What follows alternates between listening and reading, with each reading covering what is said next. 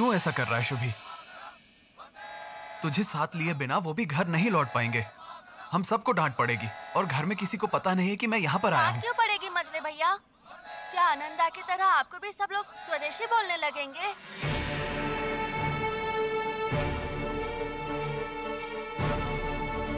पर स्वदेशी होना बुरा क्यों है भैया? मैं पापा से इस बारे में बात करूंगा। शुभी चुप, बिल्कुल चुप। ये सब बातें घर पर बिल्कुल मत कहना। तुझे पता नहीं कि ये सब बातें घर पर बोलने से क्या होगा। ऐसा मत करना। भाइयों, आज हमारा यहाँ पर इकट्ठे होने का मुख्य कारण है एक बड़े अन्याय के खिलाफ विरोध। तू यहीं पर खड़ा रहेगा, कहीं नहीं जाएगा।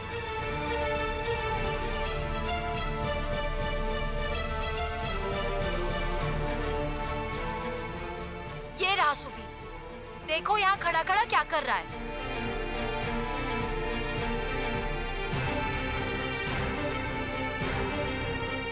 मजले भैया, मजले भैया,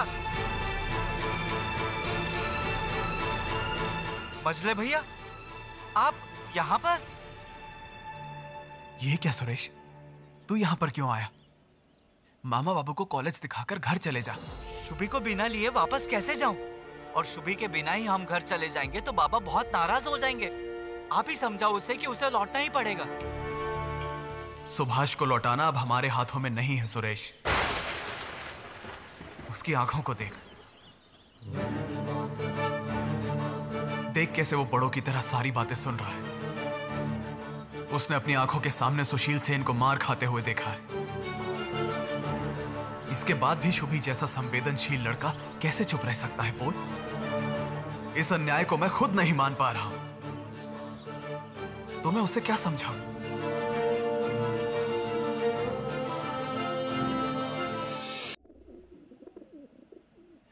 अरे अक्षय कुमार बाबू, अरे आइए आइए आइए, बैठिए ना। अरे खड़े क्यों हैं, बैठिए। जरा 1 मिनट दीजिए। अब अरे कोई है क्या? बैठक खाने में जल्दी से पानी और मिठाई लेकर आओ। मिठाई लाने की कोई जरूरत नहीं, मैं कुछ जरूरी बातें करके चला जाऊंगा। वैसे कहने से नहीं चलेगा अक्षय बाबू, अभी तो हमें लाखों बातें करनी है। मेरी पत्नी एक बात कहती है, लाखों बातें ना हो तो शादी शादी नहीं लगती। सुनिए, ये शादी नहीं होगी, यही सुनकर तो मैं यहाँ पर आया हूँ। शादी नहीं होगी? ये आप क्या कह रहे हैं? आप कुछ जानते ही नहीं। शरद हमारे घर जाकर अपना इतना बड़ा एक फैसला सुनाकर आया और आप कह रहे हैं कि आप सच में कुछ नहीं जानते। आप ये सब क्या कह रहे हैं अक्षय बाबू? जानकी बाबू, बुरा मत मानिएगा, आश्चर्य तो मुझे हो रहा है। शादी की सारी बातें पक्की हो चुकी हैं, 2 बार बातचीत हो चुकी है, आप लोगों को लड़की भी पसंद आई। उसके बाद भी शरद को हमारे घर भेजकर शादी तोड़ने का प्रस्ताव, मेरी तो कुछ समझ में नहीं आ रहा है। अक्षय बाबू, कहीं कोई गलती हो रही है, बहुत बड़ी गलती हो रही है। आप एक काम कीजिए, मैं शरद को बुलाता हूँ, हमारी आमने सामने बात हो जाएगी। शरद! नहीं, शरद से अब और कुछ सुनना बाकी नहीं है। उसने मेरी बेटी विभावती को खुद जाकर बोला कि वो इस शादी के लिए राजी नहीं है। जानकी बाबू, आप लोगों के परिवार से इस अपमान की मुझे सच में उम्मीद नहीं थी। सिर्फ यही कहने आया था। चलता हूं।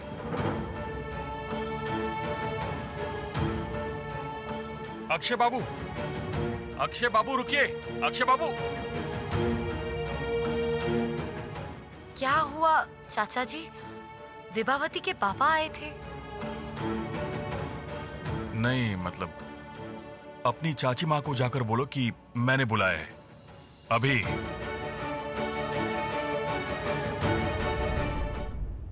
रुक जाओ, ये क्या? पिसे हुए दाल में क्या इतना पानी डाला जाता है? तुम इस दाल को थोड़ा और पीसो, जाओ। बाप रे बाप, तू अभी भी वैसी ही नकचड़ी है छोटी। तेरी आंखों के सामने कोई भी गलती नहीं कर सकता। आप भगवान से प्रार्थना करो दीदी कि मेरे सब बच्चों में यही गुण आए। वो लोग जब भी कोई फैसला ले हमेशा सही हो। चाची माँ, आपको चाचा जी तुरंत बैठक में बुला रहे हैं, जल्दी जाइए। बैठक में? क्या हो गया? जल्दी जाइए। क्या हुआ?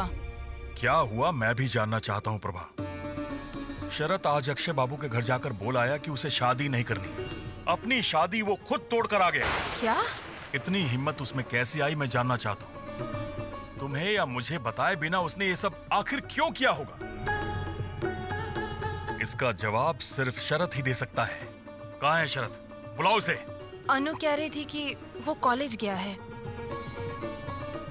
मैं बस एक ही बात सोच रही हूँ, हमारा शरत वैसा लड़का तो नहीं है जो बिना अपने माँ बाप को बताए अपनी जिंदगी में कोई बड़ा फैसला ले ले। शरत के ऊपर जो विश्वास और भरोसा तुमने बना कर रखा है प्रभा, मैं वो बरकरार नहीं कर पा रहा। आज जो शरत ने किया है उससे सिर्फ मेरा ही मान सम्मान नहीं, पूरे घर का मान सम्मान, अक्षय बाबू के घर का मान सम्मान सब मिट्टी में मिला दिया उसने। मैं कह रही हूँ कि आप इतना गुस्सा मत कीजिए और ठंडे दिमाग से आप एक बार शरत से बात कर लीजिए।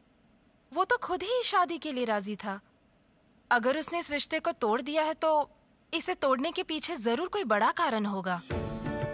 आप जरा बात करके देखिए।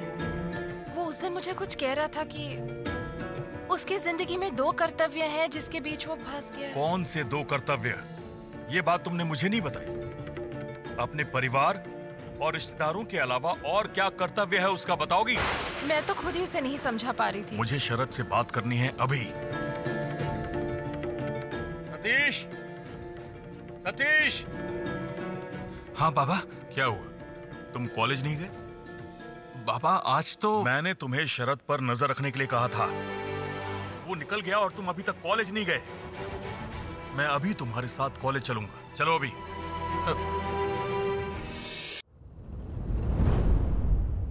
अब यहाँ खड़े क्यों हो? जाओ बाबा के साथ। लेकिन माँ आज तो हमारा कॉलेज बंद है। आज कॉलेज बंद है? क्या? अनु, अनु। जी दीदी। ये बताओ तुम्हें कैसे पता चला कि आज शरत कॉलेज गया है? क्या घर से निकलने से पहले उसने तुम्हें कहा था? नहीं दीदी, मैंने तो अनुमान लगाया था। इतनी सुबह सुबह शरत और कहाँ जाएगा? वो देव बाबू के घर पर गया था। वहाँ जाके वो बताकर आया है कि वो विभावती से शादी नहीं कर पाएगा। मैं तो कुछ समझ ही नहीं पा रही हूँ। सतीश बेटा, क्या तुम्हें पता था कि वो ऐसा करेगा? अगर तुम्हें कुछ पता है तो मुझे बताओ बेटा। सतीश! माँ, मैं चलता हूँ।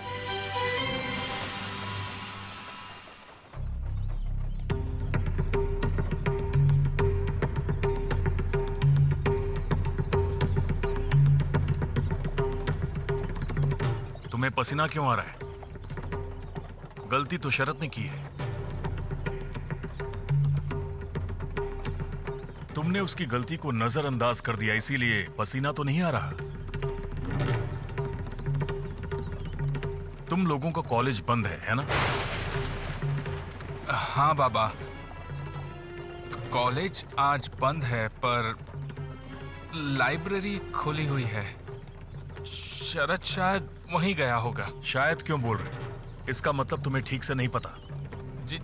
जी बाबा, मुझे पता नहीं। शादी के बारे में शरत ने तुमसे कोई इच्छा व्यक्त की थी? जी नहीं। इसका मतलब अक्षय बाबू के घर जाकर शरत ने ऐसा काम क्यों किया, तुम्हें उसके बारे में कुछ नहीं पता।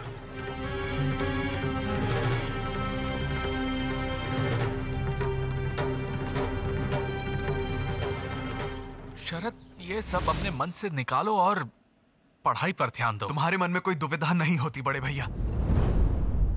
अगर तुम स्कूल में पढ़ने वाले सुशील सेन का चेहरा देख लेते, देश के लिए कैसे अंग्रेज पुलिस की छड़ी की मार सहन कर रहा था वो छोटा सा लड़का, उतना सा लड़का जिसके बाबा और माँ हर कोई है, वो कर पाया और मैं देश के लिए कुछ नहीं कर पाऊंगा। सुशील सेन को छड़ी से पीटने को लेकर वो बहुत परेशान था। उसी के कारण शरत ने ऐसा फैसला तो नहीं किया होगा। अब आपके सामने भाषण देंगे श्री शरत चंद्र बोस। वंदे मातरम, वंदे मातरम, वंदे मातरम, वंदे मातरम। जरा जल्दी चलाइए। कोचवान से कहो रुके। रुक जाइए।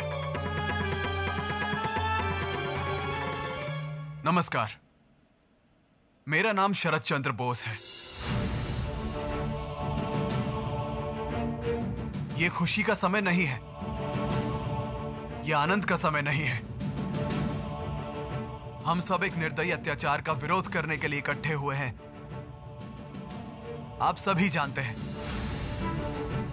कि सुशील सेन नाम के एक लड़के को अदालत के सामने न्यायाधीश डगलस किंगफोर्ड के आदेश अनुसार सबके सामने छड़ी से पीटा गया है। क्या गलती की थी सुशील ने? उसने अन्याय का विरोध किया था। अन्याय का विरोध करना हमारा धर्म है, हमारा अधिकार है।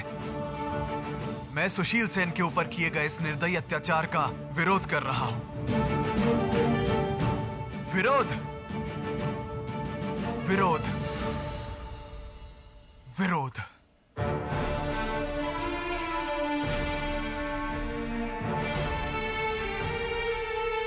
सुशील ने एक वीर की तरह वो मार सही है।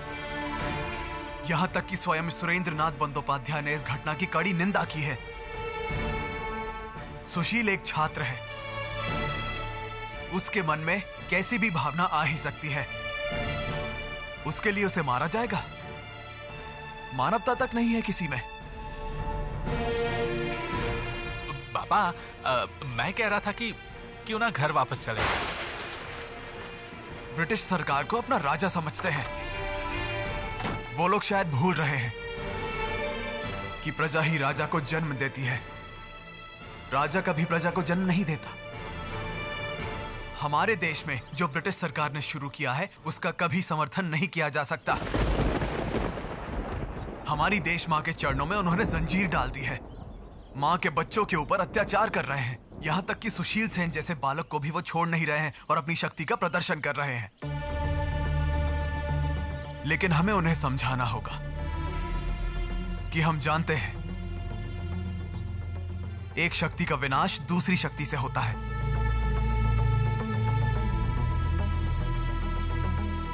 बोलिए आप लोग, क्या हम में वो शक्ति है? हमें वो शक्ति है।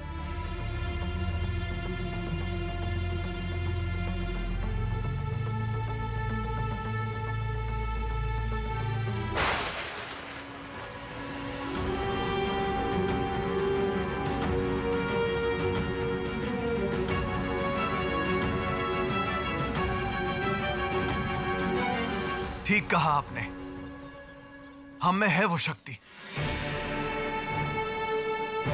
उन्होंने एक सुशील को मारकर हजारों सुशील खड़े कर दिए हैं। डटकर खड़े रहना पड़ेगा हमें, हिम्मत रखनी पड़ेगी, विरोध करना पड़ेगा।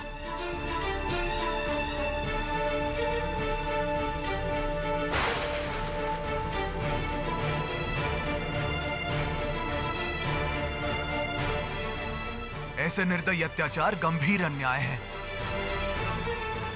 हम आशा करेंगे कि आगे से अंग्रेज पुलिस भारतीयों पर ऐसा अत्याचार नहीं करेगी। और इसी अत्याचार को रोकने के लिए हम आवाज उठा रहे हैं, विरोध कर रहे हैं। वंदे मातरम, वंदे मातरम, वंदे मातरम। वंदे मातरम।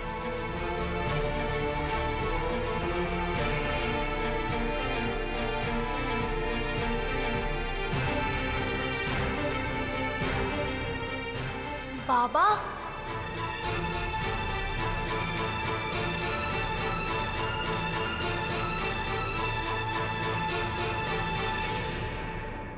वंदे मातरम। वंदे मातरम, वंदे मातरम, वंदे मातरम। सतीश, तुम सबको लेकर घर आओ, मुझे बात करनी है।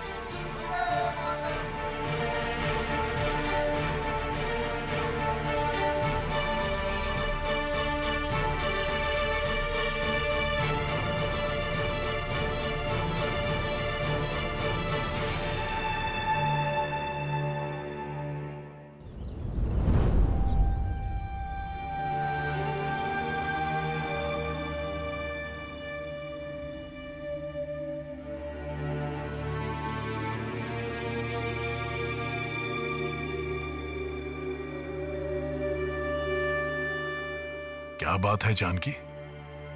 शरद क्या देखा तुम्हें कॉलेज में?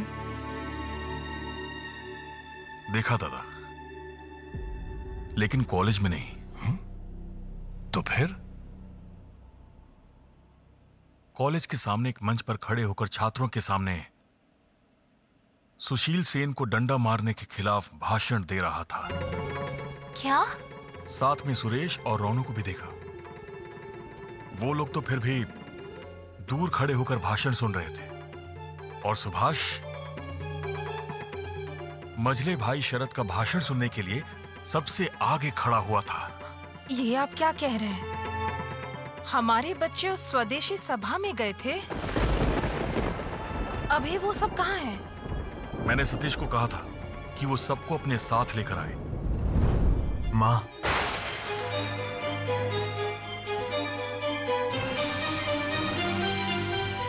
माँ, शुभी, सुरेश और मामा बाबू मेरे साथ नहीं थे। उन्होंने तो अचानक रास्ते में मुझे देख लिया था। इसमें उनकी कोई गलती नहीं है।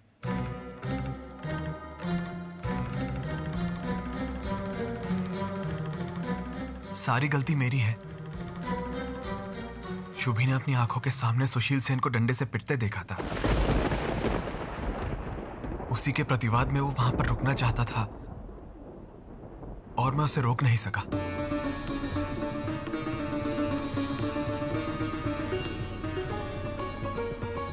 सुरेश, तुम रोनू को लेकर भीतर जाओ। जी बाबा।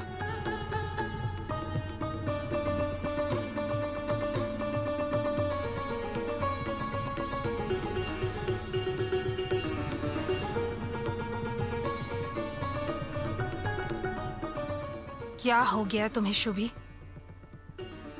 क्या मुझे बताओगे?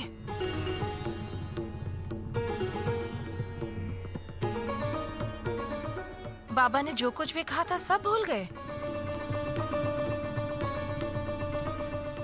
परीक्षा में प्रथम आने की जिद छोड़कर क्यों बड़ों के कामों में अपने आप को फंसा रहे हो सुभाष? तुम्हें जहाँ जाना नहीं चाहिए वहाँ तुम क्यों जा रहे हो? तुम्हें जो पढ़ना नहीं चाहिए वही पढ़ रहे हो तुम ऐसा क्यों कर रहे हो? तुम्हारी उम्र के लड़के जो नहीं बोला करते तुम वही बोल रहे हो। मेरा उनकी बात सुनने का मन कर रहा था। मेरा मन जो कहता है करने के लिए मैं तो वही करता हूँ ना माँ। आप ही बताओ, अन्याय का विरोध करना अच्छी बात नहीं? फिर से बड़ों जैसी बातें कर रहे तू?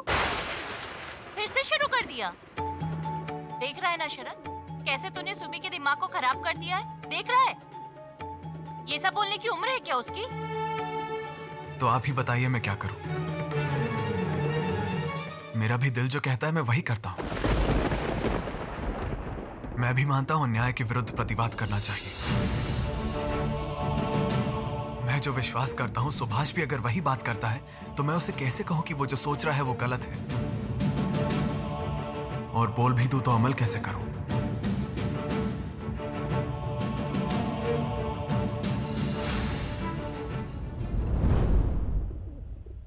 तुम ये सब क्या बोल रहे हो शरद बेटा? और शुभी भी ये सब क्या कह रहा है? तुम लोगों की आगे इतनी बड़ी जिंदगी पड़ी हुई है, मेरे तो डर के मारे हाथ पैर कांप रहे हैं। माँ, सुभाष थोड़ा ज्यादा ही सोचता रहता है। इसका दिमाग बहुत तेज है। इसकी उम्र के लड़के जो काम करके खुश रहते हैं, वो सब करके इसे संतुष्टि नहीं मिलती है माँ। इसमें हम क्या कर सकते हैं? मैं तुम्हें कह रही हूँ शरद बेटा, शुभी के जुबान से इस तरह की बातें मैं बिल्कुल बर्दाश्त नहीं करूंगी। उसमें जितना दिमाग है उसे पढ़ाई में लगाए तो अच्छा है, और तुम भी वही करोगे।